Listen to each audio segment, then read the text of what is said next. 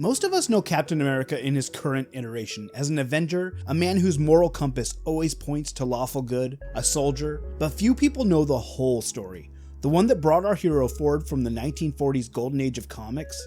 I want to look back to the tragedy and the list of crazy circumstances that brought this paragon forward in time. Our tale starts off with Namor fleeing from the Avengers after a failed attempt to defeat them by teaming up with the Hulk. Irritated and alone in his travels, he comes across a small tribe of Eskimos who are worshipping a strange block of ice.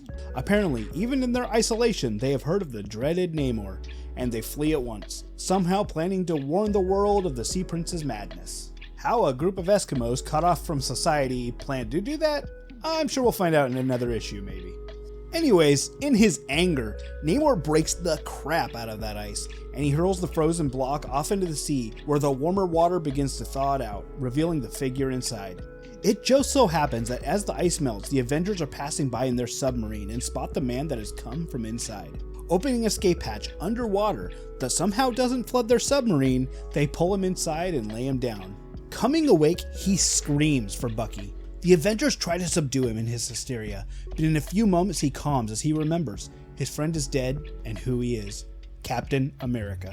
And to prove to them that he really is the Star-Spangled Man, he of course fights them. But hold on, let's roll back that tape real quick, because we need a little explanation on how this man ended up a human capsicle. Steve Rogers and Bucky Barnes were attempting to stop an explosion-filled drone that was on a military base that they were in charge of defending.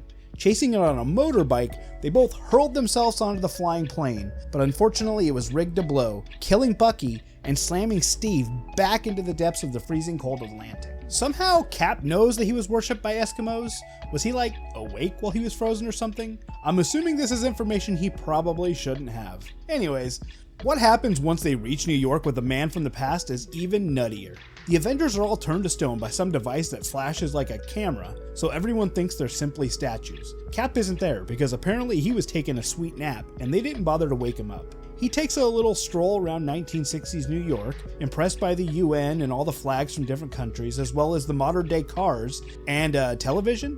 Then in a hotel room, he decides to take another little nap. Does all this guy do is sleep? You would think after a 20-year-long binger, you would be good to stay up for a little bit. He's awakened by a man named Rick Jones, who's a friend with the Avengers, specifically tied to the Hulk. Steve thinks that he's Bucky at first because they look a lot alike, but when he introduces himself, he agrees to help Rick save the Avengers because he's afraid that Rick might think he's a nutball. They figure out who turned the Avengers to stone by looking through some pictures of the crowd, and they find a man with an odd gun. They're soon able to track the man down, and Captain America plows through the blazing guns of his cronies, quickly taking the man down, only to realize he isn't a man at all, but an alien from another planet. He's been stranded on the planet for decades, his ship at the bottom of the sea. He froze the Avengers because Namor offered to get his ship from the bottom of the ocean if he did. Captain America kind of remembers Namor for some reason, which he did because they were a superhero team during World War II together, but I guess at this point that wasn't really a thing.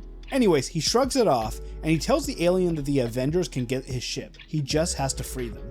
After the Avengers are free, Thor stands over the craft and lifts it from the water using cosmic magnetic waves from his hammer. Okay, Stan.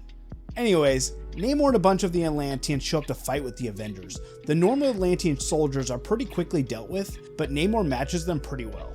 Namor acts like he's never seen Captain America in his life.